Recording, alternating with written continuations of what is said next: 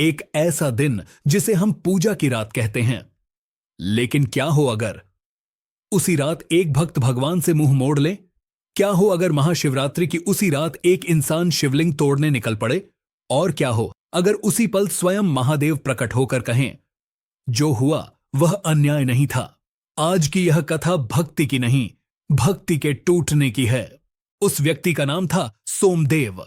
गांव में कहा जाता था, अगर शिव किसी इंसान में बसते हैं तो वह सोमदेव है। सुबह की पहली आवाज ओम नमः शिवाय और रात की आखिरी सांस भी इसी मंत्र में। उसकी पत्नी गौरी और दो छोटे बच्चे आरव और नंदिनी। नंदिनी ने एक दिन पूछा, बाबा शिव जी कभी बोलते क्यों नहीं? सोमदेव मुस्कुराया और बोला, क्योंकि वे हर दर्द सुनते हैं, बस जवाब बाद में देते हैं। लेकिन सोमदेव यह नहीं जानता था कि एक दिन उसे शिव की यही चुप्पी काटने लगेगी। उस साल की महाशिवरात्रि कुछ अलग थी।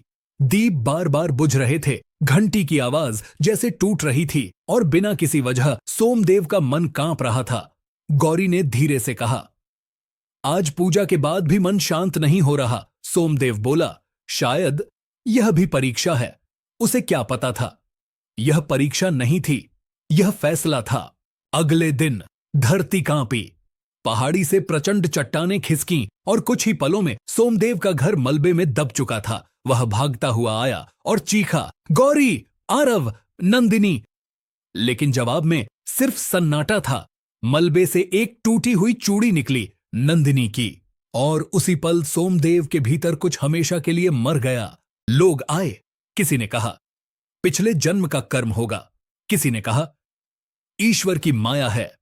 लेकिन सोमदेव बस एक ही सवाल सोच रहा था, अगर तू सब सुनता है तो मेरी चीख कहां गई? उस रात उसके मुंह से ओम नमः शिवाय नहीं निकला। सुबह होते ही वह मंदिर गया। सामने शांत शिव मूर्ति, वैसी ही निर्विकार, वैसी ही चुप।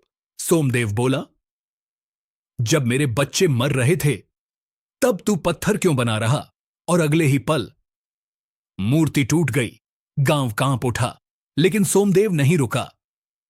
उसकी आंखें अब शिवलिंग पर थीं। जैसे ही उसका हाथ उठा, आकाश गरजा, मंदिर में प्रचंड प्रकाश फैल गया और उसी पल महादेव प्रकट हुए। न क्रोध न तांडव, सिर्फ करुणा। सोमदेव, रुक जा। हथौड़ा हाथ से गिर पड़ा। सोमदेव फूट पड़ा। अगर कर्म थे तो मुझे याद क्यों नहीं? अगर पाप थे तो सजा मुझे क्यों?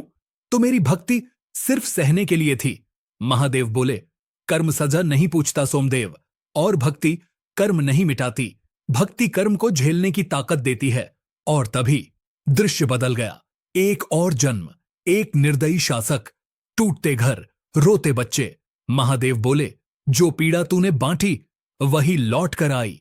सोमदेव चिल्लाया, नहीं, मैं वो नहीं था।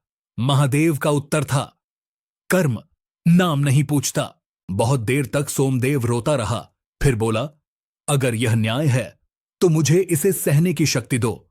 महादेव बोले, जो गया वह मुक्त हुआ, अब जो बचा है वह सेवा का आनंद है। और महादेव अंतर्ध्यान हो गए। सालों बाद सोमदेव अनाथ बच्चों की सेवा करता है। महाशिवरात्रि की रात वह दीप जलाता है, लेकिन कुछ मांगता नहीं। वह बस कहता है, शिव दुख नहीं टालते, शिव हमें सच देखने लायक बना देते हैं। तो यह थी महाशिवरात्रि की वह कथा जो पूजा से नहीं, बोध से जुड़ी है। हर हर महादेव।